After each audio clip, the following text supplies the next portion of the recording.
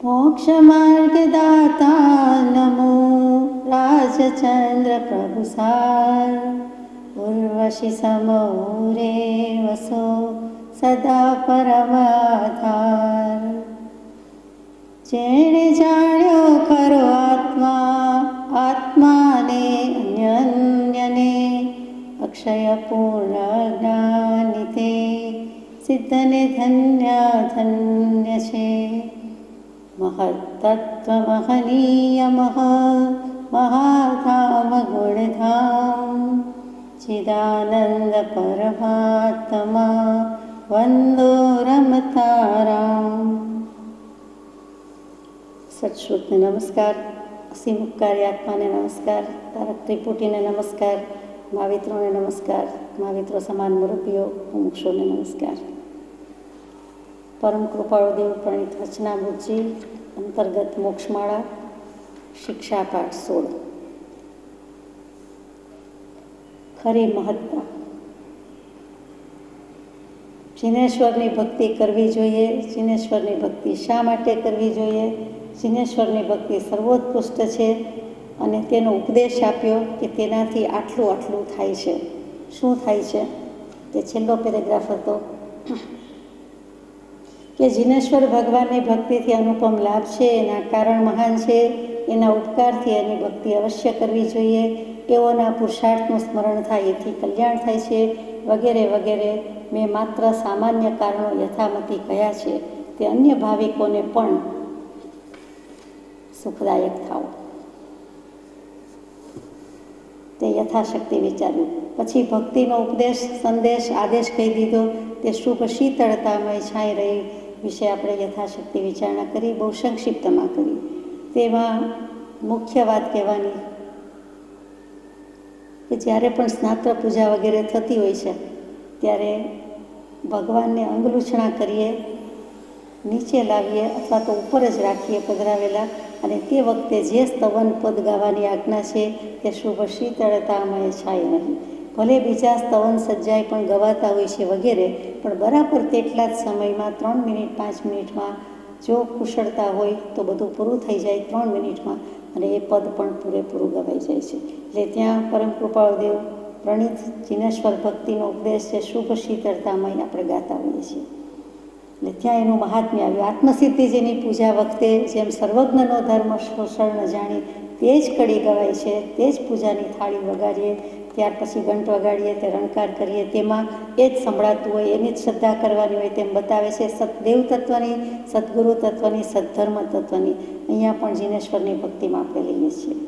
ત્યાર પછી ભક્તિ આટલી બધી કરવી જોઈએ એનો કરનારો કોણ? તો કે ચેતન।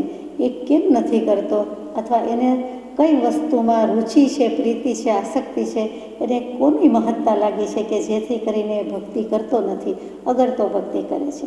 જો ભક્તિનું મહાત્મ્ય લાગ્યું હોય તો તે ભક્તિ જ કરશે, જો ભક્તિનું મહાત્મ્ય નથી લાગ્યું તો તે બીજું બધું કરશે।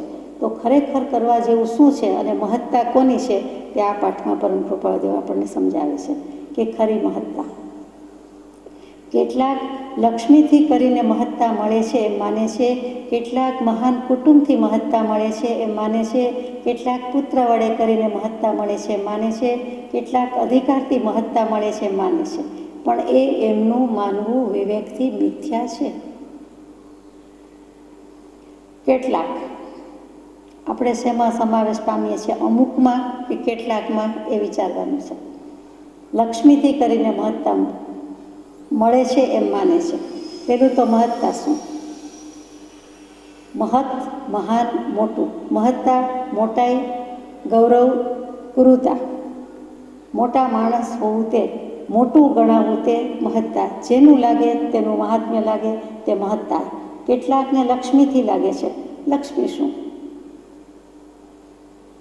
એકલું લક્ષ્મી કહે એટલે આપણને ધનલક્ષ્મી યાદ આવે કે આત્મલક્ષ્મી યાદ આવે?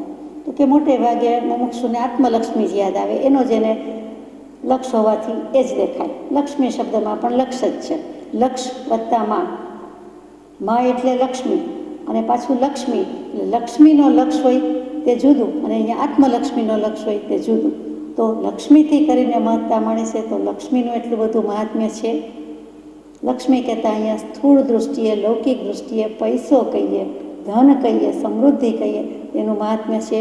તો આપ આંખ મીચીને કહેશું, આપણે બધા જ કહીશું કે લક્ષ્મીનું મહાત્મ્ય તો જેવું ન કરતી એવું. પગ મૂકો ત્યાં પૈસા જોઈએ, પૈસા વિના પગ તો મૂકી જુઓ, એમાં આપણને સાંભળવા મળે. એટલે કે લક્ષ્મીનું મહાત્મ્ય તો છે.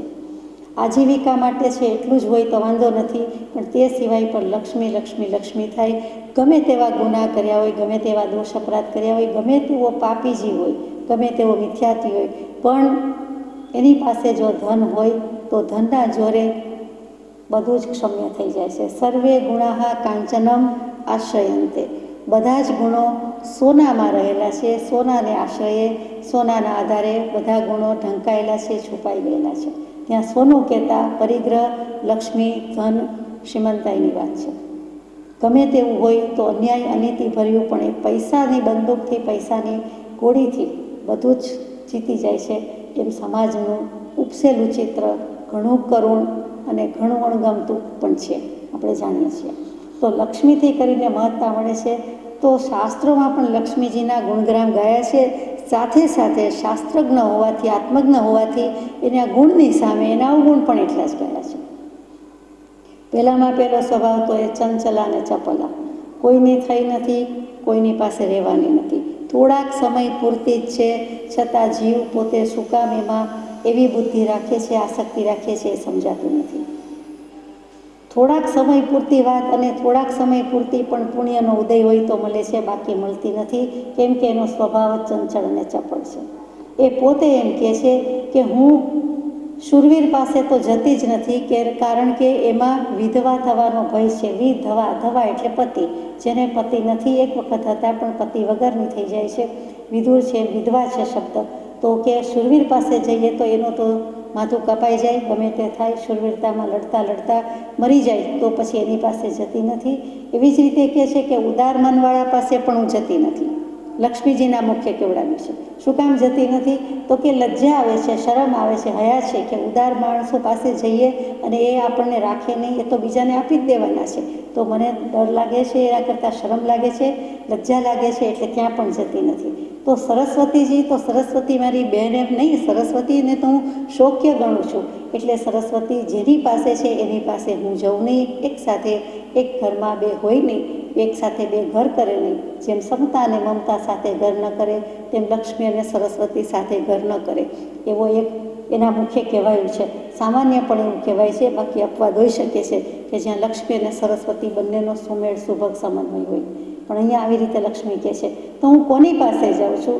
કે શૂરવીર પાસે ન જઉં, ઉદાર મના પાસે ન જઉં, અને પંડિતો, વિદ્વાનો, સાક્ષરો, ડાયા, શાણા, જ્ઞાની પાસે ન જઉં. તો હું તો કૃપણનો આશ્રય લઉં છું. મારા ભાગે તો કૃપણ જ રહ્યા, કંજૂસ કાકા જ રહ્યા, કે જે મને રાખી મૂકશે, સાચવશે, જે કોઈને આપશે નહીં. પણ મારે જવું હોય તો સ્વતંત્ર છું, હું જઈ શકું છું, પણ નહીંતર કૃપણનો આશ્રય લઉં છું. આ લક્ષ્મી સમુદ્રનું જળચર પ્રાણી છે.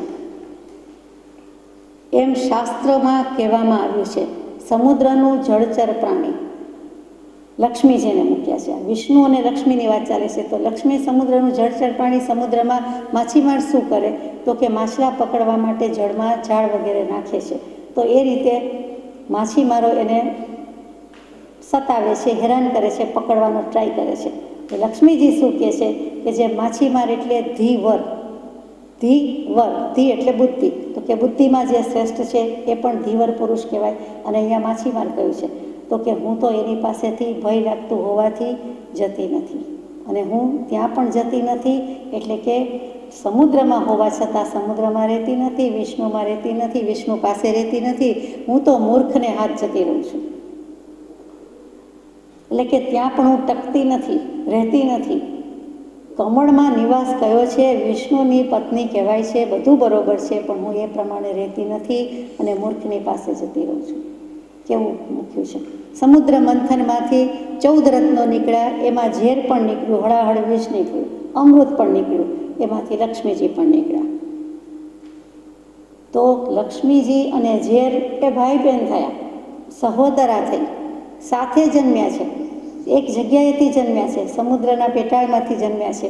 તો કે છે લક્ષ્મી તો હજી સારી છે, ઝેર મારી નાખે છે, એમ લક્ષ્મી પણ મારી નાખે છે. બેરા કાણા કુબડાઈ કરી નાખે છે અને મારી નાખતી નથી, દેહનો ઘાત થઈ જતો નથી. એ જ એક નવાઈની વાત છે. બાકી ભાઈ બહેન તો બંને સરખા છે. ત્યાં લક્ષ્મીજીની નિંદા કરી દીધી છે. અવગુણ કયા છે? સુલક્ષ્મી અને અપલક્ષ્મી. એટલે અહીંયા અપલક્ષ્મીની વાત થાય છે, સુલક્ષ્મીની વાત પછી લઈશું. અને બીજી પણ એક વાત મૂકી છે કે દારૂ પીધેલા જેવા ધનિકો હોય છે તેવું જ લક્ષ્મીજીનું કામ છે. શું કામ? તો કે નીતિના માર્ગે એ લથડિયા જ ખાતા હોય છે. ધનિકો લક્ષ્મીવાન, લક્ષ્મી હોવાથી દારૂ પીધેલા મત્ત પુરુષો જેવું છે અને એક નીતિના માર્ગમાં લથડિયા ખાય છે. સ્થિરતા રાખી શકતા નથી, ડગી જાય છે. સ્થિરતા દાખવી શકતા નથી. બહુ કહી દીધું. મોક્ષના માર્ગમાં જઈ શકતા નથી. મોક્ષનો માર્ગ એટલે ધર્મનો માર્ગ, ધર્મનો માર્ગ ધર્મની નીતિ વિના આવી શકતો નથી. એટલે નીતિના માર્ગમાં ચોખ્ખે ચોખ્ખું કહી દીધું કે હલક ડોલક થાય છે, લથડિયા ખાય છે. એટલે ત્યાં પણ પટકી પાડી દીધી છે. અને છેલ્લું બહુ ટૂંકમાં લઈએ છીએ આપણે કે લક્ષ્મીજી વિશે એમ કહેવાય કે કોઈનું જેની પાસે લક્ષ્મી છે તેના વિશે એમ કહેવાય કે એ બહેરા છે, મૂંગા છે, આંધળા છે અને અક્કડ છે. સામાન્યપણે સમાજમાં સાચું લાગતું હશે. કેવી રીતે? તો કે એ કોઈનું સાંભળતા નથી એટલે બહેરા છે. કોઈનું જલ્દી કન્સિડર કરતા નથી. ધનિકો, સમૃદ્ધિ ધરાવતા પૈસા પાત્ર જે કહેવાય છે તે શ્રીમંત વર્ગ, પૈસાદાર, એ કોઈનું જલ્દી સાંભળે જ નહીં. કોઈ દિન દુઃખીની વાત કે કોઈના દુઃખની વાત કે કોઈને કંઈ પણ અનુકંપા એવી વાત કે કંઈ સાંભળવા તૈયાર નથી. પૈસા બનાવવામાં અને બચાવવામાં જ પડ્યા છે એટલે કોઈના તરફ લક્ષ દેતા નથી. કોઈનું સાંભળે નહીં એટલે બહેરા કયા. અને કોઈની સાથે જલ્દી બોલતા નથી. બોલે તો પાછું બે ખાય, કંઈક આપવું પડે, કંઈક લખાવવું પડે, કંઈક દાન આપવું પડે. એટલે તો બને ત્યાં સુધી કોન્ટેક્ટ રાખે નહીં. કોન્ટેક્ટ રાખે તો મૂંગા રહે છે એટલે કે બોલતા નથી. તો કે લક્ષ્મી મૂંગા કરી નાખે છે, લક્ષ્મી બહેરા કરી નાખે છે. કોઈની સામે જોતા નથી, આંખથી જોતા નથી, આંખ મિલાવતા નથી. તો ત્યાં કહે છે કે એને અંધ કહી દીધા કે એટલે અંધ સજ્જન સમાન છે. અને વળી છેલ્લું તો કે શરીર રૂપી લાકડી છે એને વિકારી કરી નાખે છે એટલે કે દેહને બગાડી નાખ્યો છે એટલે અક્કડ છે. લાકડી જેમ સીધી રહે, અક્કડ રહે, તેવી રીતે પોતે પોતાનું શરીર પણ અક્કડ રાખીને ચાલે છે. એક સામાન્યપણે કહેવાયેલું સુભાષિત છે. જેટલું સમજવા માટે હોય છે દૃષ્ટાંત, જેટલું ગ્રહણ કરવાનું છે તેટલું આપણે કરી લેવાનું છે. એટલે લક્ષ્મી બંને રીતે છે, સુલક્ષ્મી પણ છે અને અપલક્ષ્મી પણ છે. એટલે કેટલાકને લક્ષ્મીથી કરીને મહત્તા મળે છે, માને છે. કેટલાક નહીં. જગતનો એક એક જીવ લગભગ લક્ષ્મી હોય તો જ મોટાઈ, મહત્ત્વ અને તો જ કોઈ કહે, નહીંતર નાણાં વગરનો ના થયો ને નાણે નાથા લાલ, એવી જ વાત છે. કેટલાક મહાન કુટુંબથી મહત્તા મળે છે, માને છે. અરે આટલા દીકરા, આટલા દીકરી અને એને ઘેર આટલા દીકરા દીકરી, એટલે અત્યારે 50 માણસનું કુટુંબ તો લોહીની સગાઈ જ કહેવાય. First degree blood relationship. એમાં બીજું કાંઈ ના આવે. બીજો પક્ષ આવતો નથી, વેવાઈ પક્ષ આવતો નથી, જમાઈ પક્ષ આવતો નથી, સામો પક્ષ આવતો નથી. અમારા પોતાના જ આટલા છે એમ કરીને જે 50 માણસનું કુટુંબ કે 100 માણસનું કુટુંબ. જોકે જગતમાં રેકોર્ડ બ્રેક કરનારા હોય છે, પોતાના જ 100 પુત્ર પુત્રી છે એવું પણ કહેનારા છે અને ખરેખર કોઈ છે. અહીંયા તો વાત એમ કહી છે ધૃતરાષ્ટ્ર વગેરે હતા અને અત્યારે પણ કોઈ છે. તો એનાથી મહત્તા માને છે કે મારું કુટુંબ, મારું વટવૃક્ષ, વડલા જેટલું કુટુંબ છે, મોટું છે. પોતાનું કુટુંબ ન હોય તો કાકા, મામા, પિતા, પતિ, પુત્રથી માંડીને પફ બભમ વર્ગ છે તે બધા જ પ ઉપરથી આવતા હોય. એટલે પિતા, પતિ, પુત્ર, પૌત્ર, પ્રપૌત્ર બધું. ફ પરથી ફઈ બાફુ આવતું હોય, બ પરથી બા બાપુજી બેન બનેવી આવતું હોય, ભ પરથી ભાઈ ભાભી ભત્રીજા ભત્રીજી એના હસબન્ડ વગેરે આવતું હોય અને છેલ્લે કહ્યું તે મામા મામીથી માંડીને બધું આવતું હોય. એ તો જુદી જ વાત થઈ. એમાં તો મોટો કુટુંબ કબીલો થયો. તો કે એનાથી મહત્તા રાખે છે કે અમારું કુટુંબ ઘણું મોટું. અત્યારે સમય થોડો બદલાયો છે એટલે આપણને બહુ ગળે ઘૂંટડો ઉતરતો નથી. પણ એક જમાનો હતો, આપણે જાણીએ છીએ, સાંભળ્યું છે, કોઈ કે કદાચ જોયું પણ છે કે જેટલા બાળકો વધારે એટલા એ સુખી કહેવાય, એ સમૃદ્ધિ કહેવાય. કે કોઈને ત્યાં 11 બાળકો બહુ સુંદર કહેવાય, કોઈકને ત્યાં 15 બાળક, કોઈને ત્યાં 20 બાળક. તો કે એટલા તો હોવા જ જોઈએ. એ એક જમાનો હતો. કોઈને ત્યાં 5 તો આપણે ત્યાં 7, એમ પ્રાઉડ લેતા હતા, ગૌરવભેર રજૂ કરતા હતા. શું કામ? કે અમને એટલું પોષાય છે, અમે એટલું પોષી શકીએ છીએ, પાલન પોષણ કરી શકીએ છીએ, જન્મ આપી શકીએ છીએ, મોટા કરી શકીએ છીએ. અને એમાં શું એક સમૃદ્ધિનું ચિહ્ન ગણાતું હતું તે સંતતિ, એટલે કેટલાકને મહાન કુટુંબથી મહત્તા લાગે છે.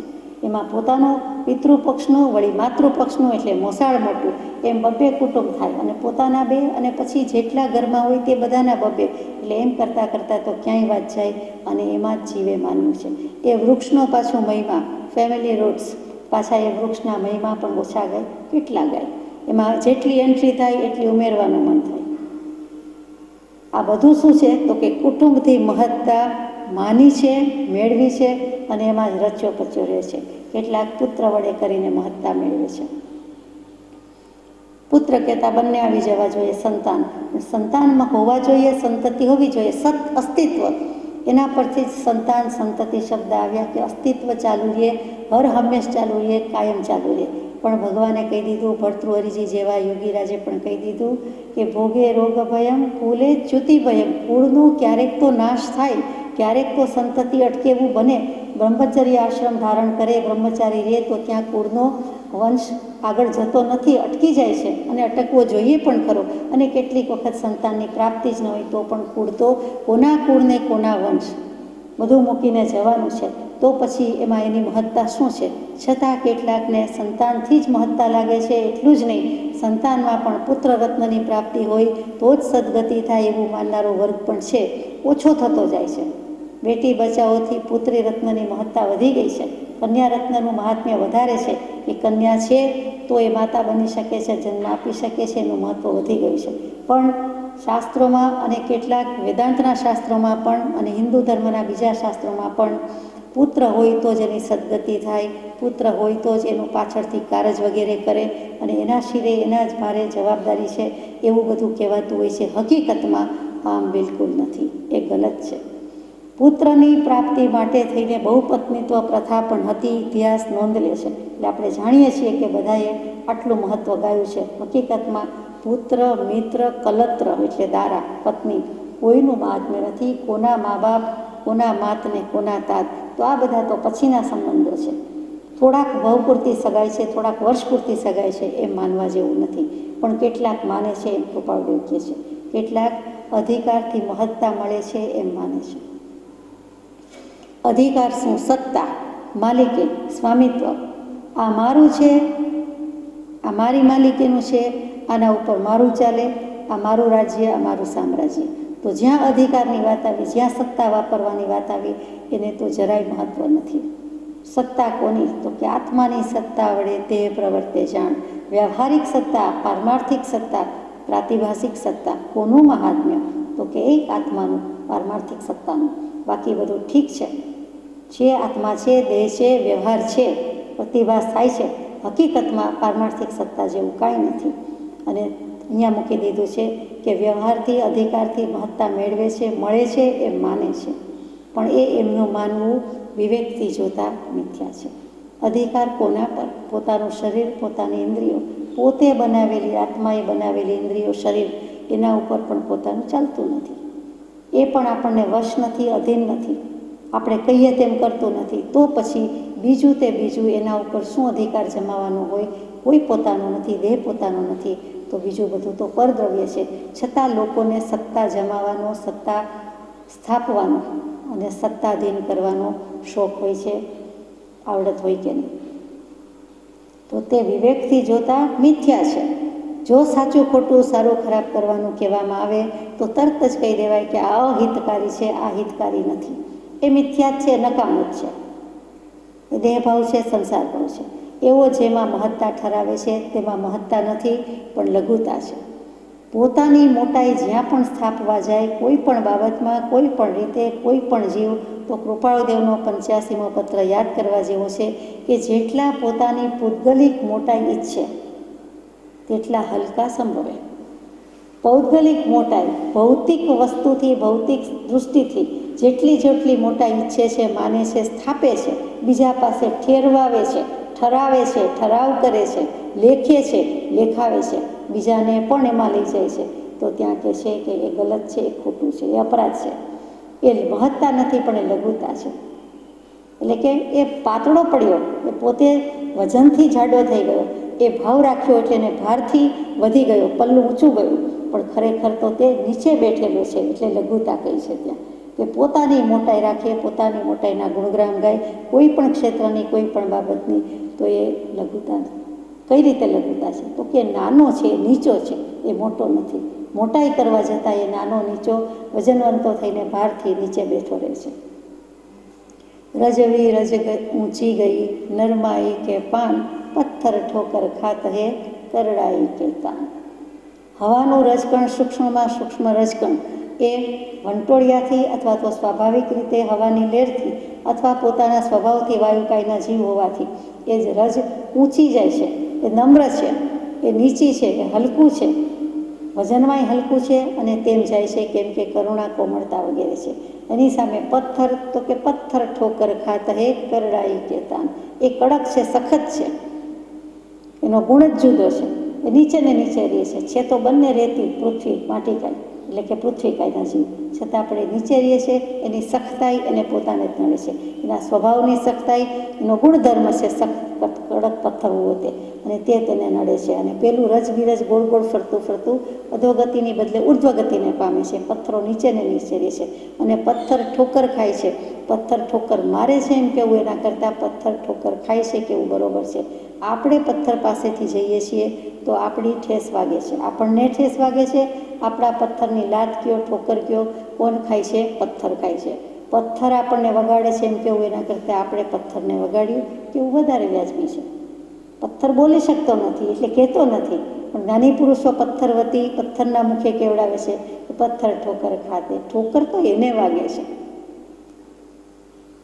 દુઃખ તો એને પહોંચે છે, ઈજા એને પહોંચે છે, પણ આપણે શું કહીએ કે પથ્થરની ઠોકર વાગી, વ્યવહારથી એમ બોલાતું હશે. તો એમાં મહત્તા ઠરાવે છે તે મહત્તા નથી, લઘુતા છે. લક્ષ્મીથી સંસારમાં ખાન પાન માન અનુચરો પર આજ્ઞા વૈભવ એ સઘળું મળે છે, પણ એ મહત્તા છે એમ તમે માનતા હશો, પણ એટલેથી એને મહત્તા માનવી જોઈતી નથી. આપણે વિચાર કરતા હતા એ જ કે લક્ષ્મીથી સંસારમાં ખાનપાન મળે છે, પૈસો હોય તો ફાવતા ભોજન, ભાવતા ભોજન, ગમે ત્યારે જે ખાવું હોય, જે પીવું હોય તે મળી શકે. માન, બધે જ બધા માન આપે એટલે માન પ્રતિષ્ઠા કીર્તિ મળી શકે. અનુચરો પર આજ્ઞા, સેવા ઉઠાવનારા સેવકો, નોકરો, દાસ દાસી વગેરે પર હુકમ મનાવી શકીએ, પણ અને વૈભવ પણ મળે છે, એટલે કે લક્ઝરીથી રહી શકે છે, એશથી રહી શકે છે, સુખ ચેનના સાધન વસાવી શકે છે, રહી શકે છે, પણ સુખ એમાં હોય તો મળે એ વિચારવા જેવું છે. એ સાધન છે પણ સુખનું સાધન નથી. ત્યાં સગવડ છે, સુવિધા છે, અને સાધન સુખનું સાધન નથી. સુખ છે જ નહીં, સગવડ એટલી અગવડ. ત્યાં જ્ઞાની પુરુષો કહી દીધું કે જેટલું સુખ માનો છો તેટલું જ સામે સુખ ન હોય એવું, એટલે કે અગવડ ભર્યું, દુઃખદ પણ એટલું જ લાગે છે, કેમ કે સાથે જ જાય છે. એમ તમે માનતા હશો એટલે આપણને બરાબરના લીધા છે કૃપાળુ દેવ, પણ એટલેથી એને મહત્તા માનવી જોઈતી નથી. શું કામ મહત્તા નહીં માનવાની? તો કે લક્ષ્મી અનેક પાપ વડે પેદા થાય છે, ઉપાર્જન થાય છે. સાચી વાત છે, લક્ષ્મી એમનેમ નથી આવતી, મહેનત કરવી પડે છે, તો મહેનતની સાથે પાપ પણ થાય જ છે. નિર્દોષ તો કોઈ વસ્તુ છે જ નહીં, આત્માના સ્વરૂપથી પાડી દે છે. પાતયિતિ આત્માનમિતિ પાપ. પાપ કોને કહેવાય? તો કે પાડી દે છે તે પાપ. ક્યાંથી પાડી દે છે? આત્માને આત્માની વાત સાંભળવા દેતું નથી, આત્માની વાત કરવા દેતું નથી, આત્મામાં સ્થિર રહેવા દેતું નથી. એવી જે કંઈ ક્રિયા પ્રવૃત્તિ, વ્યવસાય, વણિક, વ્યાપાર, નોકરી ધંધા કરવું પડે, કાંઈ પણ ક્રિયા કરવી પડે, પ્રવૃત્તિ કરવી પડે, ઘરે બેઠા હોય તો ઘરે બેઠા, લેપટોપ સાથે હોય તો લેપટોપ સાથે, પણ તે આત્માના સ્વરૂપની વાત નથી. ત્યાંથી ચ્યુત થાય છે, ઉપયોગ બીજામાં જાય છે, ત્યારે જ પ્રવર્તન થઈ શકે છે. આત્માનો ઉપયોગ આત્મામાં રહી શકતો નથી. એટલે પહેલું જ પાપ કયો, પ્રમાદ કયો, જે કાંઈ કહેવું હોય તે છે. બીજા પાપ તો જુદા, અનીતિ અન્યાય ભર્યા આચરણથી થતી લક્ષ્મી, લક્ષ્મીનું ઉપાર્જન કરનારા ચોક્કસ એમ કે પાપ વિના થતું નથી. આ પાપના પોટલા, આ પાપના પરિગ્રહ, આ પરિગ્રહના પોટલા અને ઢગલા વચ્ચે બેઠા છીએ. પાપ પાપ ને પાપ છે, નિર્દોષ તો વસ્તુ છે જ નહીં, તો હોય ક્યાંથી? તો પાપ વડે કરીને પેદા થાય છે. એટલું જ નહીં, આવ્યા પછી અભિમાન, બેભાનતા અને મૂઢતા આપે છે. અભિમાન આવે કે નહીં?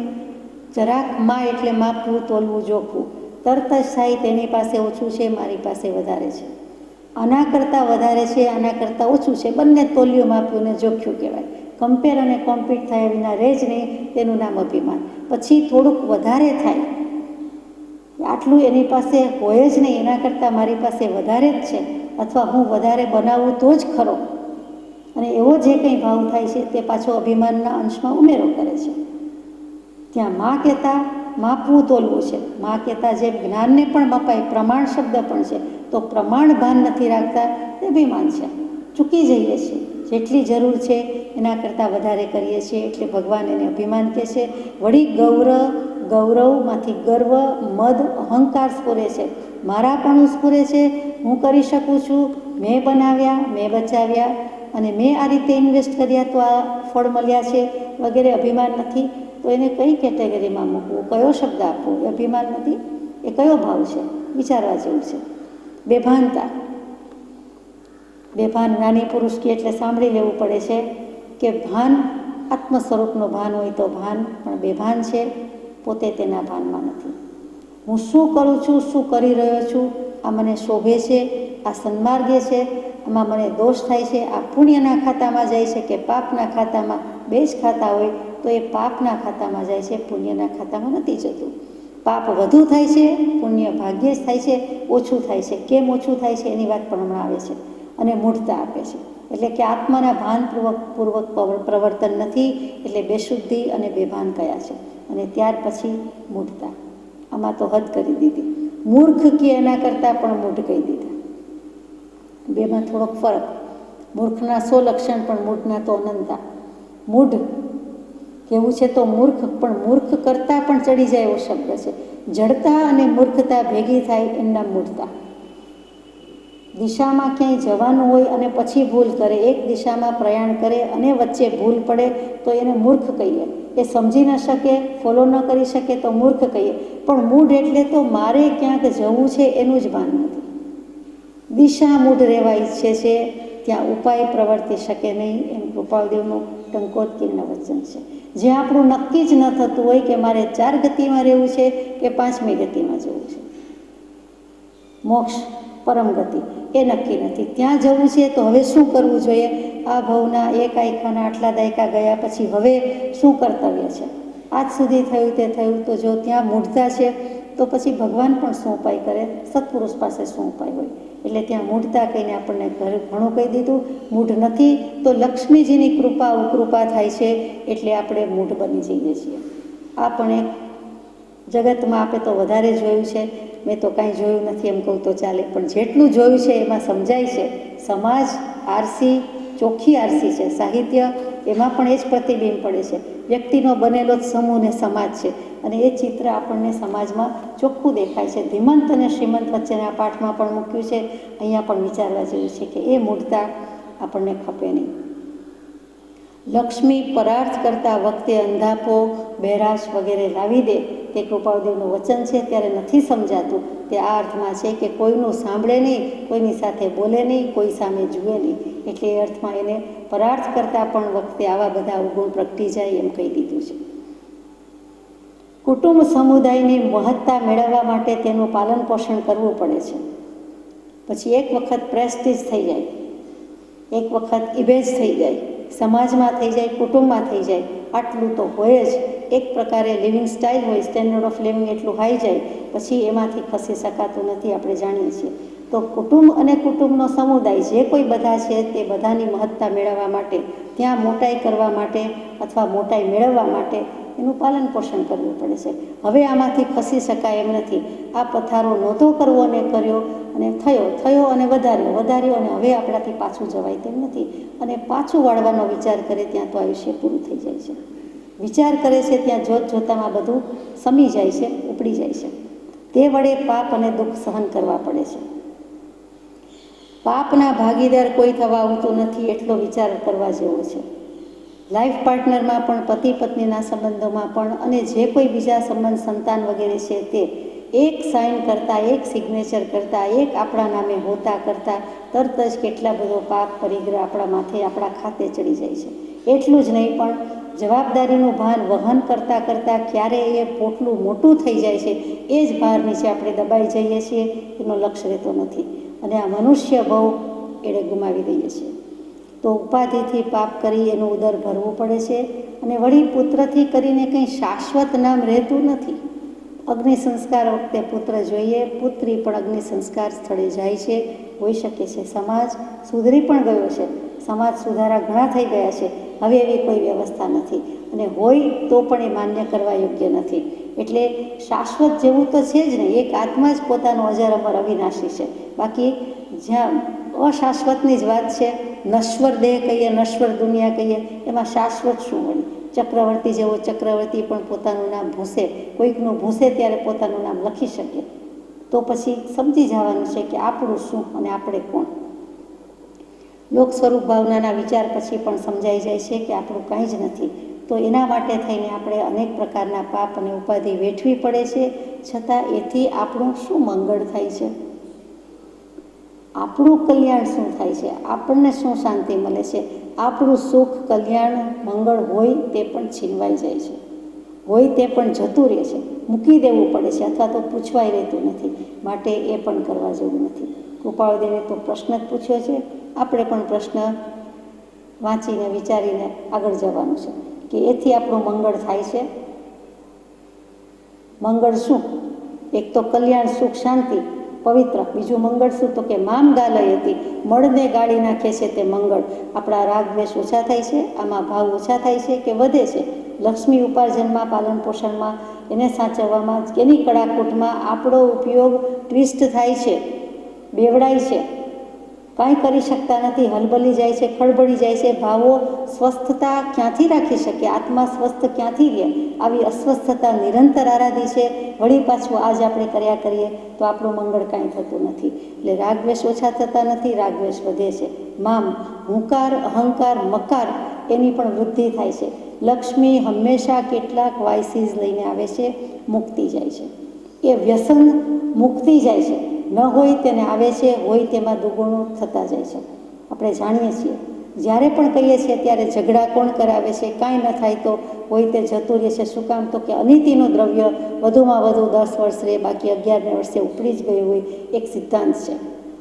જતું રહે ત્યારે સમજવું કે ક્યાંક અનિતિપૂર્વકનું, અન્યાયપૂર્વકનું આવેલું છે, નહીંતર આ બને નહીં. અને હોય એની સાથે જતું રહે, ચક્રવૃદ્ધિ વ્યાજ સાથે જતું રહે, હોય તે પણ લેતી જાય છે, ઘસડી ભૂસડીને જાય. સમજવું જ જોઈએ કે લક્ષ્મી આપણી પાસે આવી એનો અર્થ જ ક્યાંકથી આવી, ક્યાંક કોક ખાલી થયું ત્યારે આપણું ભરાયું. એમાં હરખ શું? એનો અધિકાર શું? એનો મત શું? પૂર્વના પુણ્ય હોય તો મળે છે, પણ ક્યાંક કોક બિચારું ખાલી થાય છે, હળવું થાય છે, હલકું થાય છે, ત્યારે બીજે ખિસ્સા ભરાય છે. એક પાસે આવે છે, એક પાસે જાય છે. એમાં ક્યાંય હરખશોક કરવા જેવું નથી. રાખવી તો અનુકંપા રાખવી, અધિકારથી પરતંત્રતા કે અમલમદ, અને એથી જુલમ, અનીતિ, લાંચ તેમજ અન્યાય કરવા પડે છે કે થાય છે? કહો ત્યારે એમાંથી મહત્તા શાની થાય છે? માત્ર પાપજન્ય કર્મની. વધારો બહાર પડે છે. શેનો વધારો બહાર પડે છે? લક્ષ્મીનો પડે છે કે કેમ? અને પડે છે તો પણ એની સામે જુલમનું પાપ, અનીતિનું પાપ, અન્યાયનું પાપ, લાંચનું પાપ, રૂશ્વટ શબ્દમાં લખ્યો નથી, એ બધું પાપ કેટલું? તો એમાં મોટાઈ કોની થઈ? પૂતગલની જ થઈ. દ્રવ્ય, લક્ષ્મી, વસ્તુ, પૈસો હરીફરીને છે તો પૂતગલ કે બીજું કંઈ? ચેતન થોડું છે. જીવતું જાગતું તો આપણે છીએ. જીવજંતુ છે એ લક્ષ્મીથી તો વિશેષ છે, કેમ કે આત્મા છે. જાતભાઈ થયા, આપણામાં પણ આત્મા, કીડી મકોડામાં આત્મા, ભમરી મધમાખીમાં આત્મા. પણ ધન તો જડ, અને જડની સાથે આપણે જડ જેવા થઈ જઈએ તો કે જડના વિચાર, જડને મેળવવાના ઉપાય, અને જડની સાથે રહેવું, જડને ગણગણ કરવું, જડ સાથેની જ બધી ઉપાધિ રાખી છે. જેમ પશુપાલન કરનારને પશુ સાથે રહેતા હોવાથી પશુ જેવી જાડી બુદ્ધિવાળા કહેવાય છે. કોઈક અપેક્ષાએ ભેંસ જેવી જાડી બુદ્ધિવાળા કહેવાય છે. તો પછી આપણને ભગવાન જડ સાથે રહેતા હોવાથી મૂઢ કે એમાં નવાઈશું, અને જડની જ જંજાળમાં હોવાથી, વસતા હોવાથી આપણને ભગવાન ગમે તે કહી શકે, બેભાન કે, બેશુદ્ધ કે, જડ કે, મૂર્ખ કે, મૂઢ પણ કે. કેમ કે માત્ર પાપજન્ય કર્મની મહત્તા કરીએ છીએ. એટલું જ નહીં, જાણી બૂજીને, જાણ્યા સમજ્યા પછી, થોડીક પણ યથાશક્તિ વિચારણા કર્યા પછી હવે જે કરીએ છીએ તે તો ખોટું જ છે, શોભાસ્પદ છે જ નહીં. પાપી કર્મ વડે કરી આત્માની નીચ ગતિ થાય છે. ભગવાનને કરુણા છે કે શું કામ નીચ ગતિમાં જવું છે? હવે અધોગતિ જડમંદ અધોગતિ જન્મ જશે, તો નીચ ગતિ, અધમ ગતિ, અધોગતિ, નરક ગતિ, તિર્યંજ ગતિ, એમાંથી તો વારવા છે, અટકાવવા છે અને ધર્મ ધરીની જેમ ધારી રાખવા છે. તો મહત્તા તેની છે. એની બદલે આવા બધા પાપ કર્મ કરીને 15 કર્માદાની ધંધાની જેના કર્મમાં સ્પષ્ટ ના હોવા છતાં ન જાણે જૈન એ જ 15 ધંધામાંથી કોઈને કોઈ લઈને બેઠા હોય છે. ભાગ્યે જ કોઈક ધંધો અપવાદ હશે, 15માંથી 14 તો જૈનોના જ વધુમાં વધુ હશે. વિચારવા જેવું છે કે શું કામ એમ કરવું જોઈએ? જો શ્રાવક થયા અને પંચ પ્રતિક્રમણ કે એક પ્રતિક્રમણ એમાં 12 વ્રતનો સામાન્ય ઉલ્લેખ પણ સાંભળ્યો હોય, વાંચ્યો હોય, તો એને તરત એમ થાય કે આમ તો કરવા જેવું નથી. શું થાય? રોટલો તો જોઈએ ને, ધંધા માટે કરવું પડે, પણ વિચારવા જેવું છે કે એમાં પાપ છે કે કેમ, અને ખરેખર મારે શું કરવા જેવું છે. નીચ ગતિ છે ત્યાં મહત્તા નથી, પણ લઘુતા છે. એટલે જો આવું બધું કરતાં નીચ ગતિ મળે છે, તો લક્ષ્મી અધિકાર વગેરેથી મહત્તા માની છે, પુત્ર કુટુંબ ઇત્યાદિથી માની છે, તો નીચ ગતિ મળે છે. નીચ ગતિ મળે છે તો ત્યાં મહત્તા થઈ, મોટા થયા આપણે કે નાના થયા? તો કે લઘુતા છે, નાના થયા. હતું તે ગુમાવી દીધું, એટલે કે નીચા થયા, અધોગતિ થઈ, દુર્ગતિ થઈ. તે તો પોસાય નહીં. હવે શું પોસાય? તો હવે આત્માની મહત્તા ક્યાં રહે છે? ખરી મહત્તાનો પાઠ છે. આ બધી મહત્તામાંથી આપણને એક બાજુ લઈ ગયા કે ચાલો સારો રસ્તો બતાવું, આ બધું એક બાજુ મૂકી દો. આ બધું વસ્તુ જમવાની બગડી ગઈ છે, કોવાઈ ગઈ છે, સડી ગઈ છે, ફેંકી દેવા જેવી છે, વાપરવા જેવી નથી. તો ભૂખ તો લાગી છે, તો ચાલો ત્યારે ભગવાન આપણને હાથ પકડીને સાચી મહત્તા સમજાવવા લઈ જાય છે કે ખરી મહત્તા ક્યાં છે. ખરી, વાસ્તવિક, સાચી આત્માની અદલો અદલ, યથાર્થ, આબેહૂબ, મૂળ એ ખરી. ખ કહેતા જ શૂન્ય અને ખ કહેતા આકાશ, એના પરથી શબ્દ આવ્યો ખરી. ખું, ખલું, ખરી, ખરો, ખરી, ખરું. અને આ ખરા ખરીના ખેલ મનુષ્ય ભવ, એમાંથી ખરેખરું મેળવી જવું. એટલે કે નાનપણમાં પાટી પેનમાં કોઈએ ખરખરીઓ આપ્યો હોય, તે ખરેખર ખરખરીઓ એટલે સાચું, બધું સાચું, 100%, 5માંથી 5, 10માંથી 10 એવું કરી જવા જેવું છે. ભગવાન કહે છે કેવી રીતે થાય? આત્માની મહત્તા તો સત્ય વચન, દયા, ક્ષમા, પરોપકાર અને સમતામાં રહી છે. 5 વસ્તુમાં કહી દીધું. પહેલું જ મૂક્યું છે સત્ય વચનમાં રહી છે. સત્ય વચનનો આટલો બધો મહિમા, વચનનો મહિમા જ એટલો બધો છે. વચન જેમ તેમ હોઈ શકે જ નહીં. 32 તો એના રક્ષક છે, પેરેગીર છે. 32 દાંત વચ્ચે રક્ષાયેલી જીભ, જેના વડે વચનયોગ પ્રવર્તન કરે છે. તો 32 પેરેગીર એ ચોકી વટાવીને બોલે એટલે એને થોડીક વાર તો લાગે જ, થોડોક વિચાર કરીને જ બોલે. આપણે મોટે ભાગે અધીરજ ઉતાવળથી કંઈ બોલીએ જાય છીએ એટલે દોષ થયા કરે છે. એટલે ભગવાન ગવડાવે, તુજ વિયોગ સ્ફુરતો નથી, વચન નયન યમ નાહી. વચન અને નયનથી જોવા અને બોલતા જેટલા દોષ થાય છે તેટલા બીજા એકેય થતા નથી. એમાં કોઈ કંટ્રોલ જ નથી. જોઈએ છે અને ભૂલે છે, દેખત ભૂલી, અને બોલે છે અને ભૂલે છે. તો અહીંયા સત્ય વચનનો આટલો મહિમા શું કામ? સમકિતનો મૂલ જાણીએ જી, સત્ય વચન સાક્ષાત, જૂઠામાં મિથ્યાત્વ વસે જી, મકરીશ માયા લગાર. સાચામાં સમકિત વસે છે, સમકિત સત્યમાં વસે છે, સત્ય કહેતા સત્ય વચનમાં વસે છે. માટે માયા કરવાની નથી, જૂઠું બોલવાનું નથી, જૂઠું આચરવાનું નથી. એટલે માયા, જૂઠ, કપટ એને જ છદ્મસ્થ કયા, છદ્મ કયા. કપટ આવરણ વચ્ચે રહેલા હોવાથી આપણે છદ્મસ્થ કહેવાય. કેવલ જ્ઞાન થતાં પહેલાંના સમયને પણ છદ્મસ્થતા કીધી છે કે હજી એણે આત્મ સ્વરૂપને પૂરેપૂરું પહેચાન્યું નથી. ક્યાંક અંશના અંશના અંશનો અંશ, અવિભાગી પ્રતિચ્છેદ જેટલું પણ કંઈક બાકી છે. એ શાસ્ત્રોથી જાણે છે, શુદ્ધથી કેવલ જાણે છે, પણ પોતે જે સામસામું જાણવું જોઈએ, પોતાના આત્મા સાથે તદ્દન તાદાત્મ્યવત થઈને જાણવું જોઈએ, આત્મારૂપ થઈને જાણવું જોઈએ, એમાં હજી કચાશ છે. તો ત્યાં છદ્મસ્ત કીએ, કપટવાળા કીએ, તો આપણને માયાના આવરણવાળા, કપટના આવરણવાળા કીએ, એમાં નવાઈ નથી. તો સંકિત માટે, સાચા થવા માટે પ્રભુ શ્રીજી કે જીવમાં સાચ આવ્યું નથી, જીવ સાચો થયો નથી. જીવે એક નમસ્કાર સાચો કર્યો નથી અને જીવમાં સાચ આવ્યું નથી. એટલે હંમેશા શું આદ્યાશક્તિ માતાજીમાં જ સાચ હોય, અમુક તીર્થમાં જ સાચ હોય, અમુક સત્પુરુષમાં જ સત હોય. એમાં તો હોય જ, સત્પુરુષમાં તો હોય જ, એટલે તો સત્પુરુષ કયા, સંત કયા. પણ સાચ બીજે ક્યાં છે? તો કે જે જીવ સાચો થાય છે તે. તો શું આપણે ખોટા? જ્યાં સુધી મિથ્યાત્વ છે ત્યાં સુધી 100 વાર ખોટા, 17.5 વાર ખોટા. જેવું મિથ્યાત્વ ગયું એટલે આપણે સાચા થયા, સાચા આવ્યું, સમ્યક દૃષ્ટિ થયા. તો સંકિતનો મૂલ જાણીએ જે સત્ય વચન સાક્ષાત. એટલે અહીંયા કહ્યું આત્માની મહત્તા સમ્યક દર્શનથી છે, સત્ય વચનથી છે. સત્ય વચન શું? કોઈક વખત સત્ય અને મૃષા વચનની વાત વિગતવાર લીધી હશે વ્યાખ્યાનસાર વગેરેમાં. બહુ જ ટૂંકમાં અહીંયા શબ્દ આવ્યો છે, માટે 10 પ્રકારે સત્ય મૂક્યા છે. તે એક જનપદ સત્ય, જે તે પ્રદેશમાં જે તે બોલાતું હોય, જે તે ભાષા હોય તે સત્ય છે. સૌરાષ્ટ્રમાં એમ કે દૂધ જમાવવું છે, દહીં જમાવવું છે એટલે મેળવણ આપો. અહીંયા એમ કે અખડામણ આપો. બંને એક જ છે, પણ બંને ખબર ન હોય તો પહેલાને ખોટો કહે, બીજો પહેલાને ખોટો કહે. પણ બંને જાણતા હોય, એ સમજાઈ જાય તો આપણને બંને સાચું લાગે. કે જે ભાષામાં જે વપરાતું હોય તે, જે પ્રદેશમાં જે શબ્દ બોલાય છે તે સત્ય. એટલે આને જનપદ સત્ય કહેવાય, પ્રાદેશિક ભાષા. પછી સંમત સત્ય. પંકજ એટલે કમળ, પંકે જાયતે ઇતિ કમલમ પંકજઃ. પંક એટલે કાદવ, કાદવમાં જે ઉગે છે, જન્મે છે તે કમળ. તો પછી કાદવમાં દેડકું પણ જન્મે છે, જન્મી જાય છે, બહાર નીકળે છે, તો એને પંકજ કમળ કહેવાય નહીં. તો ત્યાં સંમત સત્ય છે કે પંકજ એટલે કમળ, એ બરાબર છે. પણ પછી પંકજ કહેતા કાદવમાં જે કાંઈ ઉગે તે બધું કમળ નહીં, તો તે સંમત સત્ય આપણને સંમત છે. ત્રીજું છે સ્થાપના સત્ય. સ્થાપ્યું, આ પ્રતિમાજી છે, આ મૂર્તિ છે, આ ચિત્રપટજી છે. તો આ નેમનાદ ભગવાન છે, આ ઋષભદેવ ભગવાન છે, એટલે સાક્ષાત ભગવાન ત્યાં આવીને વસ્યા નથી. છે તો પાષાણના કે પંચધાતુના પ્રતિમાજી અથવા ચિત્રપટજી, પણ ત્યાં આપણે સ્થાપના રૂપે કહીએ છીએ કે આ ઋષભદેવ ભગવાન જ છે, આ મહાવીર સ્વામી છે. એકમાત્ર લંછન ઓળખ ચિહ્નનો ડિફરન્સ. તો પણ આપણે કેવા આદાથી કહીએ કે આ શાંતિનાથ ભગવાન છે, કેમ કે હરણનું લંછન છે. આ મહાવીર સ્વામી છે, કેમ કે સિંહનું લંછન છે. એવી રીતે તો ત્યાં સ્થાપના સત્ય છે. પછી નામ સત્ય, તો કે નામે કુલવર્ધન હોય, પણ કુળની વૃદ્ધિ કરી શક્યા ન હોય છતાં પણ નામ તો તે જ કહેવાય છે. નામ રૂપાબેન હોય, પણ કાંઈ રૂપ જેવું હોય નહીં, તેમ છતાં નામથી તો તે જ છે. તો નામ સત્ય કહ્યું છે કે નામે ખરા પણ ગુણે નહીં, પણ સત્ય તો કહેવાય.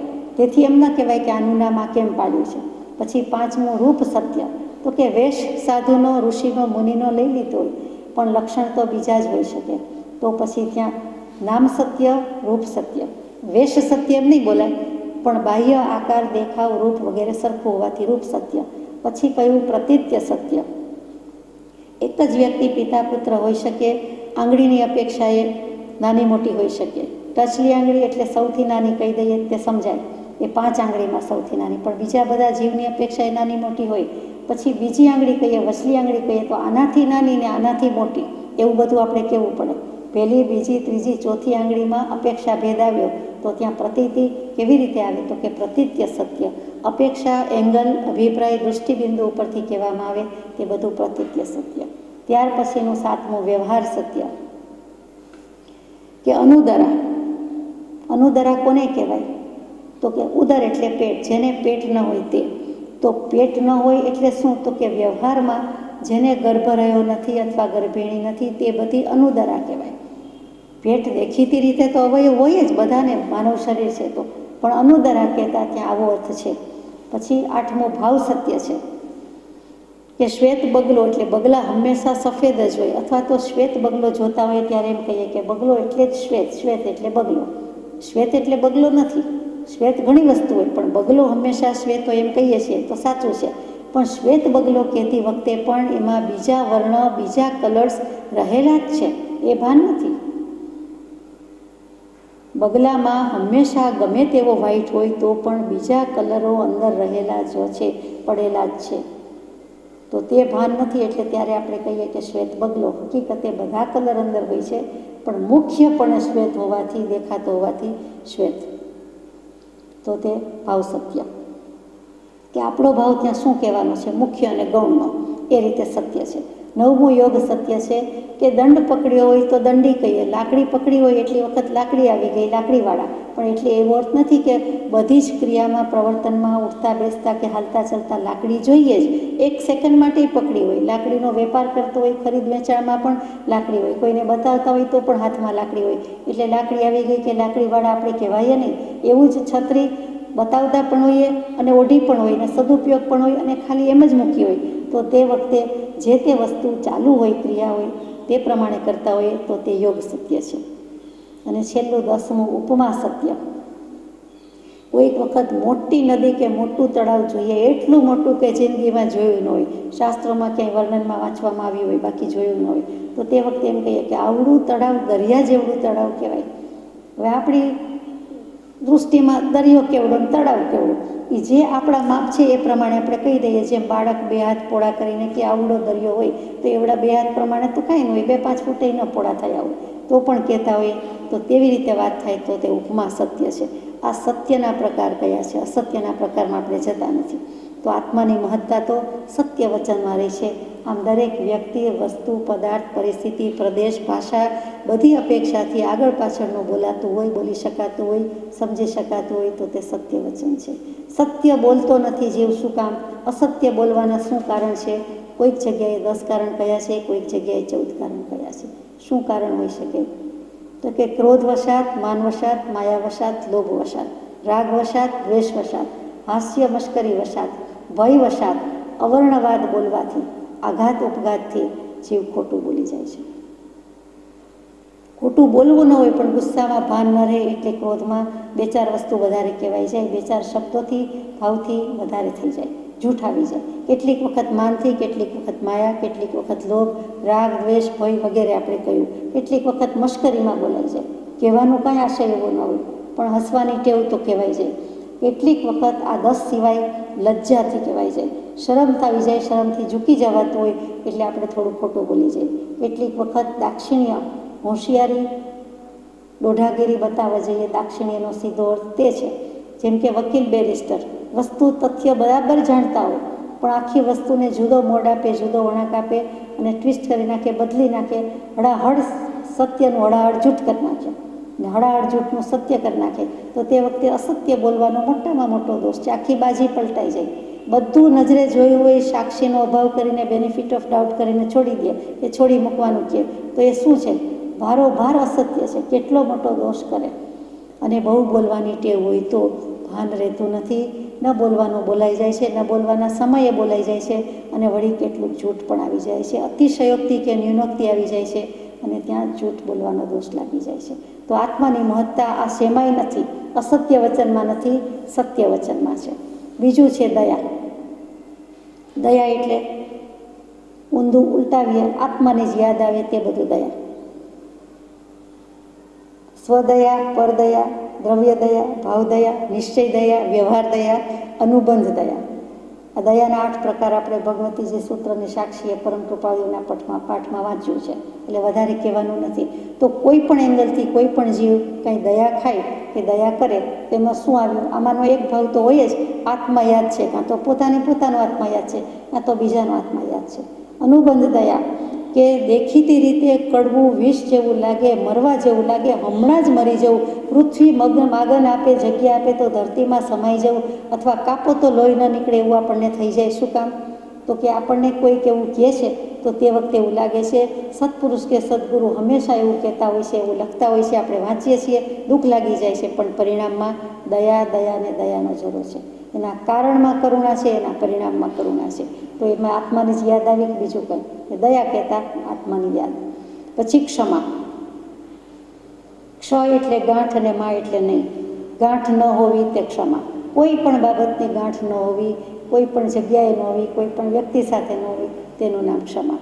રાગ દ્વેષની ગાંઠ તો જ્યારે જાય ત્યારે જાય, પણ ગમા અણગમાની, હિતાહિતની જે કાંઈ બાંધી દીધી હોય તે ગાંઠ જાય, આગ્રહ જાય, અભિનિવેશ જાય, હઠ જાય, વટ જાય, એટલે પછી શું? તો કે ક્ષમા.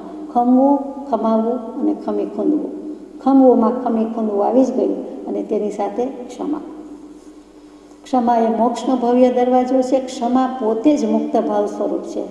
ક્ષમાનું ભાન એટલે સ્વભાવનું ભાન, ક્ષમામાં સ્થિતિ એટલે સ્વભાવમાં સ્થિતિ, જો ઉત્તમ ક્ષમા હોય તો. અને તે જ ભવ્ય દરવાજો શું, પોતે જ મોક્ષ સમાન હોવાથી એ ભવ્ય દરવાજો છે અને મોક્ષમાં લઈ જઈ શકે છે. પછી મૂક્યું છે પરોપકાર. આખા મહાભારતનો સાર, આટલું મહાભારત યુદ્ધ થયા પછી 18 પર્વ પછી છેલ્લે ઉદ્યોગ પર્વ, શાંતિ પર્વ, વિદુર નીતિ, સાર શું, સારાંશ શું, તો કે પરોપકાર કરવો. પ્રભુ ભજો નીતિ સજો પરઠો પરોપકાર, કૃપાળદેવે મૂક્યું છે તે મહાભારતનો સાર. પરોપકાર, હંમેશા બીજા ઉપર ઉપકાર કરવો, અપકાર ન કરવો. કૃતજ્ઞતા રાખવી, કૃતજ્ઞતા ન રાખવી. જ્ઞ અને ઘ્નનો ફેર છે. જ્ઞ એટલે જાણવું, જેણે આપણું કંઈક કર્યું છે સારું, તેનો ઉપકાર છે તો તેના પ્રત્યે ઉપકાર બુદ્ધિ છે, અપકાર બુદ્ધિ નથી. જો અપકાર બુદ્ધિ આવી તો તે કૃતજ્ઞતા છે. એના જેવો એક કે મોટો દોષ નથી અને કૃતજ્ઞતા જેવો, પરોપકાર જેવો એક મોટો ગુણ નથી. પછી સમતા, છેલ્લું 5 ગુણમાં 5મામાં સમતા કહેતા રાગ દ્વેષ રહિત સ્થિતિ, સમાન ભાવ, કોઈ પ્રત્યે વિષમ ભાવ નહીં, કોઈ પ્રત્યે આડી અવળી દૃષ્ટિ નહીં, બધા જ પ્રત્યે સમ પરિસ્થિતિ, સમભાવ એટલે સમતા કહી. તો સમતા કહેતા જ બેલેન્સનો જ માર્ગ આવ્યો, મધ્યસ્થતાનો માર્ગ આવ્યો. ત્યાં ક્યાં રાગ દ્વેષ આવ્યા, ત્યાં ક્યાં ગમાણ ગમાવ્યો, ત્યાં કંઈ બીજી વસ્તુ આવતી જ નથી. સમ, એક ધારું, એક સરખું, તે સમતામાં રહી છે. આત્માની મહત્તામાં આ 5 ગુણ મુખ્ય કહી દીધા. એ જ વસ્તુ આત્મસિદ્ધિ શાસ્ત્રમાં દયા, શાંતિ, સમતા, ક્ષમા, સત્ય, ત્યાગ, વૈરાગ્ય. લક્ષ્મી ઇત્યાદિ એ તો કર્મ મહત્તા છે. લક્ષ્મીની માનો કે મહત્તા છે, ગાઈ છે, લખી છે, તો કે કર્મ મહત્તા થઈ. લક્ષ્મી ગમે તેટલો પુરુષાર્થ કરીએ તો પણ પૂર્વના પુણ્ય હોય તો જ પ્રાપ્ત થાય છે, બાકી મળી શકતી નથી. ગમે તેટલો પુરુષાર્થ કરો, ગમે તેટલો સાચો પુરુષાર્થ હોય, સાચી દિશામાં હોય, પણ પૂર્વનું, પ્રારબ્ધનું, દૈવ યોગ કંઈક વસમો હોય, કર્મ કંઈક અશાતા વેદનીયના હોય તો આપણને લક્ષ્મી મળી શકતી નથી. કોઈને પણ મળી શકતી નથી. હોય તો ટકતી નથી, મોટે ભાગે મળતી જ નથી. તો એ લક્ષ્મી હોવી એ આ ભવની કંઈ બહાદુરી, હોશિયારી નથી. આ ભવનો પુરુષાર્થ ગમે તેટલો હોય તો પણ ખરેખર તો પૂર્વ ભવનું કંઈક વાસી છે, એ ખાઈએ છીએ એ માનવા યોગ્ય છે. પુણ્યાય છે, પૂર્વ ભવની છે. આપણે ઘણીવાર એમ કહીએ કે એ તો વડીલો પાર્જિત, પૂર્વ ઘરડાના પુણ્ય છે કે મુરબ્બીઓના પુણ્ય છે કે માવતરની આશીષ છે, એમ આપણે ઢોળી દઈએ. પણ હકીકતમાં એમાં ઢોળવા જેવું જ છે કે કોના નામનું, કોના નિમિત્તનું, કયો કોણ ખાય છે, કોણ બનાવે છે, કોણ વાપરે છે, આપણે જાણતા નથી, કરી શકતા નથી. એમ છતાં લક્ષ્મી હોય જ તો લક્ષ્મીથી શાણા પુરુષો દાન દે છે. લક્ષ્મીબેન આવી જ ગયા છે, સ્થાપના થઈ ગઈ છે, તો શાણા પુરુષો, ડાયા સજ્જનો તે દાન દઈ દે છે. ઉત્તમ વિદ્યાશાળાઓ સ્થાપી પરદુખ ભંજન થાય છે. જૈન શાળા, ધર્મશાળા, વિદ્યાશાળા, સ્કૂલ્સ, કોલેજીસ અને એમાં આત્મજ્ઞાન પમાય એવી કાંઈ પણ સ્કૂલ, યુનિવર્સિટી, એવા કોઈ ધર્મના સ્થાનક, નિવૃત્તિના ક્ષેત્રો વગેરે સ્થાપી પરદુખ ભંજન થાય છે. બીજાના દુઃખ દૂર કરી શકે છે, ભાંગી નાખે છે. વીર વિક્રમ એક જ થતો નથી. જે આવો પરાક્રમ કરે છે તે બધા જ વીર વિક્રમ થઈને પરદુખ ભંજક થઈ શકે છે. એક સ્ત્રીથી કરી તેમાં માત્ર વૃત્તિ રાખી પરસ્ત્રી તરફ પુત્રી ભાવથી જુએ છે. હંમેશા સ્વદ્વારા સંતોષ વ્રત મોટું કહ્યું છે. બ્રહ્મચર્ય વ્રત સૌથી મોટું વ્રત, અને એ ન થઈ શકે તો સ્વદ્વારા સંતોષ વ્રત. પોતાના એક પત્ની હોય એનાથી એક સ્ત્રીથી સંતોષ માનવો, એટલે કે બીજા માતા, પુત્રી, બેન વગેરે તે પ્રમાણે જ રાખવા યોગ્ય છે, પહેલાં કે પછી. કોઈ દિવસ તેમાં બીજી દૃષ્ટિ, કુદૃષ્ટિ કરવા જેવું નથી. મનથી પણ બીજો ભાવ કરવા જેવો નથી, તો વચનથી, કાંઈથી તો કરવાનું હોય જ નહીં. અને પરસ્ત્રી તરફ પુત્રી ભાવથી જુએ છે. કાંઈ ન તો તેના પર વાત્સલ્ય છે, સંતાન જેવું, દીકરી જેવું વાત્સલ્ય રાખે છે. કુટુંબ વડે કરીને અમુક સમુદાયનું હિત કામ કરે છે. પુત્ર વડે તેને સંસાર ભાર આપી પોતે ધર્મ માર્ગમાં પ્રવેશ કરે છે. લક્ષ્મી હોય તો પછીની વાત છે કે કુટુંબ વડે પણ કેટલુંક સામાજિક કલ્યાણ વગેરે કરે છે. કુટુંબનું કલ્યાણ કરવા જાય છે, સમાજનું કલ્યાણ કરે છે, જન કલ્યાણ કરે છે. અને પુત્રને પણ કેટલુંક ભાર આપી પોતે ધર્મ માર્ગમાં પ્રવેશ કરે છે. એને સોંપે છે સંસાર. અધિકારથી ડાપણ વડે આચરણ કરી રાજા પ્રજા બંનેનું હિત કરી ધર્મનીતિનો પ્રકાશ કરે છે. જો રાજા સરકાર એમાં આવતા હોય, સમાવેશ પામતા હોય તો પોતાનું હિત કરે છે, રાજા પોતાનું કરે, પ્રજાનું પણ કરે, સરકાર પણ એ તે પ્રમાણે હિત કરે અને ધર્મનીતિનો પ્રકાશ કરે છે. એમ કરવાથી કેટલીક ખરી મહત્તા પમાય છે, છતાં એ મહત્તા ચોક્કસ નથી. હવે લક્ષ્મી હતી હોય, સારી રીતે વાપરે, શાણા પુરુષનું કામ છે, પણ એ ચોક્કસ કહી શકાતું નથી કે તે મહત્તા છે જ. એમ કરવા જતાં કીર્તિનો મોહ લાગે છે તો વળી નવા કર્મ તો બાંધે જ છે. એટલું જ નહીં, પણ આપણે વાપરી શકીશું કે કેમ એ ચોક્કસતા નથી, એ નિશ્ચયપૂર્વક કહી શકાતું નથી, નિર્ધાર થઈ શકતો નથી. એટલું આયુષ્ય છે કે કેમ? આયુષ્ય છે તો પછી લાઈફ પાર્ટનર કે બિઝનેસ પાર્ટનર તે જ પ્રમાણે પ્રવર્તશે કે કેમ? તે જ પ્રમાણે સદુપયોગ કરશે કે કેમ? વિલને કોઈ ચેલેન્જ ફેંકશે કે કેમ? આ બધા પ્રશ્નો રહેલા છે. એટલે મહત્તા ચોક્કસ નથી. જેટલું થાય તેટલું કરી લેવું. અને બીજું કે હાથ બગાડીને ધોવા એના કરતાં બને તો હાથ બગાડવા જ નહીં. પહેલાં લક્ષ્મી ઉપાર્જનમાં પાપ વગેરે કરીએ, હાથ ખરડાવીએ અને પછી હાથને ધો કરીએ, ગમે તેવા એસિડથી ધોઈએ, કેટલુંક તો ધોવાતું જ નથી. આખો હાથ બળી જાય, આખું આપણું ગળી જાય, અજગર ગળી જાય માણસને તેમ, પણ પોતે કાંઈ કરી શકતો નથી. માટે જેટલું હાથે તે સાથે એમ કરવામાં મજા છે. ને વધુનો મોહ રાખવા જેવો નથી.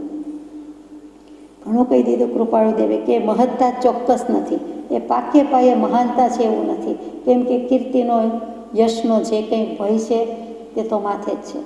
એક તો મરણનો ભય છે, એમાં આટલું કરવા જતાં માથે મેં કર્યું, મને કર્યું, કીર્તિ મળી, યશ મળ્યું, એટલે કીર્તિની કામના લીપ્સામાંથી જીવ લબડાય છે અને નીકળી શકતો નથી. માખી ચોટીને મરી જાય છે તેમ કીર્તિનો કામી પણ એમાં મરી જાય છે. કંચન કામીની ત્યાગી દે છે, પણ કીર્તિનો મોહ છોડી શકતો નથી. અને વળી એટલું આયુષ્ય પહોંચશે, વાપરી શકીશું કે કેમ એ પ્રશ્ન છે. છેક સુધી જીવવા માટે જોઈએ એમ રાખીએ, પણ છેલ્લે આપણે વાપરી શકશું, ભોગવી શકશું કે કેમ એ ખબર નથી. અને વળી આપણી પાછળના તે જ પ્રમાણે કરશે કે કેમ, પાડશે કે કેમ, માનશે કે કેમ, વાપરશે કે કેમ એ પણ પ્રશ્ન છે.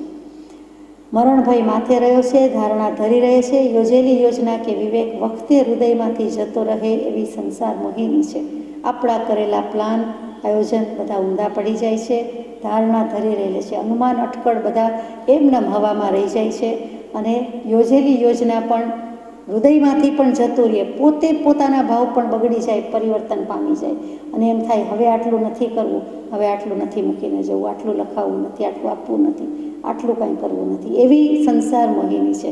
આ સંસારની મોહનીય કર્મનું સ્વરૂપ જ એવું છે, મોહદયા જ એવું છે, એનું ભાન જ આપણને થતું નથી. એનું સ્વરૂપ જ એવું છે કે એનું પોત પ્રકાશ્યા વિના રહે નહીં.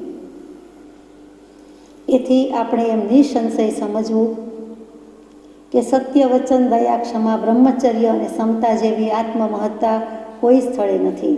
શુદ્ધ પંચ મહાવ્રતધારી ભિક્ષુકે જે રિદ્ધિ અને મહત્તા મેળવી છે તે બ્રહ્મદત્ત જેવા ચક્રવર્તીએ લક્ષ્મી, કુટુંબ, પુત્ર કે અધિકારથી મેળવી નથી, એ મારું માનવું છે. એમ કૃપાળુદેવ લખે છે. અહીંયા બ્રહ્મદત્ત ચક્રવર્તીને યાદ કર્યા છે. જલ્દી વાત કરીએ કે કોણ? તો કે જેમ 24 તીર્થંકર દેવ થાય તેમ 12 ચક્રવર્તી થાય. ભરત ચક્રવર્તી, સગર ચક્રવર્તી, મઘવા, સનતકુમાર, શાંતિનાથ, કુંતુનાથ, અરનાથ, શુભુમ, મહાપદ્મ, હરિશેણ, જય અને બ્રહ્મદત્ત તે 12મા ચક્રવર્તી. આ કાળના સૌથી છેલ્લા ચક્રવર્તી નિમનાથ પ્રભુના સમયમાં થઈ ગયેલા બ્રહ્મદત્ત ચક્રવર્તી. ચક્રવર્તી હોવાથી બધી રીતિ, સિદ્ધિ, સમૃદ્ધિ, સંપદા હોય આપણે જાણીએ છીએ. છતાં ભગવાને તેની મહત્તા કરતાં કોની મહત્તા ગાઈ? તો કે જેણે બધું જ અંચળો ફગાવી દીધો તેવા પંચ મહાવ્રતધારી ભિક્ષુક સાધુ મુનિ સર્વસંગ પરિત્યાગીનું મહાત્મ્ય ગાયું છે, પરિગ્રહના પોટલાવાળાનું ગાયું નથી. ચક્રવર્તી કરતાં પણ પંચ મહાવ્રતધારી સાધુ, દીક્ષિત અવસ્થા, સર્વસંગ પરિત્યાગી, નાગો તે બાદશાહથી આગો, એ કૃપાળુદેવના વચનામૃતજીમાં એક જગ્યાએ આવે છે કે એને અને બાદશાહને શહેનશાહ કરતાં પણ એ વધારે દૂર છે. એટલે કે એટલું બધું છેટું છે, ડિસ્ટન્સ છે કે બાદશાહની સમૃદ્ધિ કરતાં તો આવા જે નગ્ન કે આત્મમગ્ન પુરુષોની સમૃદ્ધિ તો ક્યાંય છે. કેમ કે આત્માની સમૃદ્ધિ છે, અનંત સમૃદ્ધિ છે. એટલે એ અધિક કયા છે. બ્રહ્મદત્ત ચક્રવર્તી કોણ? 12મા ચક્રવર્તી. અને એક વખત એમની ભોજનશાળામાં કોઈ અન્ન માટે આવ્યું કે મને અન્નદાન આપો, અને બ્રાહ્મણ હતા. કે છે, સમજાવે છે કે મારું અન્ન તને નહીં પચે, આ ચક્રવર્તીની ભોજનશાળા છે અને આ ભોજન પચાવવું એ નાની માના ખેલ નથી, તને નહીં પચે. અને કેટલીક વખતે મદ જળતું ભોજન હોવાથી તું ઉન્માદી થઈ જઈશ, તને નહીં પચે. પણ માનતો નથી. તમારે કૃપણ છો, તમે ચક્રવર્તી છો પણ કૃપણ કેવડાવો છો. તમારે આપવું નથી. અનાકાની થાય છે. અંતે બ્રહ્મદત્ત ચક્રવર્તી જમાડે છે, એને એકને જમાડે છે, એના આખા કુટુંબને જમાડે છે, કેમ કે એની માગણી હતી. એ માગણી પૂરી કરતાં કરતાં જમ્યા પછી તરત જ ખરેખર મદોન્મત્ત હાથી કરતાં પણ વધારે છાપટા થાય છે. માતા પિતા પતિ પુત્ર પત્ની એટલે સંતાન દીકરા દીકરી મા બાપ કોઈ વિવેક રહેતો નથી અને બધાએ તેવા સંબંધો સાથે વિષય ભોગ ભોગવ્યા. અને તે વખતે એટલા બધા પાપ બંધાઈ ગયા કે વાત જવા દો. પછી એટલું થયા પછી બહાર નીકળીને કહે છે કે મને કેવું જમાડ્યું તો અમે આવું કર્યું. પોતાની શરમ મર્યાદા અપરાધ ભાવ ભોગવવા કરતાં સહન કરવા કરતાં રાજાને દોષ આપ્યો કે તમે કંઈક જમવામાં આપી દીધું. રાજાએ કહ્યું કે મેં તને કહ્યું હતું કે મારું ભોજન નહીં પચે, છતાં તો માન્યો નહીં. એ ભોજન લઈને આ પ્રમાણે ઉપકાર ઉપર અપકાર કરતો કરતો જાય છે. ત્યાં એણે એક ભરવાડનો દીકરો જોયો કે જે પીપળાના પાન ઉપર 2-4 પથરા કાંકરા ફેંકીને બરાબર 2 કાણા સરસ પાડી દેતો હતો. પીપળાનું પાન અને એમાં એવી રીતે કાંકરા પથરા નિશાનબાજ હતો ફેંકે કે બરાબર 2 કાણા એક સરખા જ ડિસ્ટન્સથી એક સરખા જ પડે. એ જોઈને એ ખુશ થયો અને બ્રાહ્મણે કહ્યું કે ચાલ તારું કામ છે, હમણાં થોડી વાર પછી રાજા અહીંથી પસાર થશે, છત્રવાળો અને એની સવારી સૈન્ય સાથે નીકળતો હશે એટલે તું ઓળખી જશે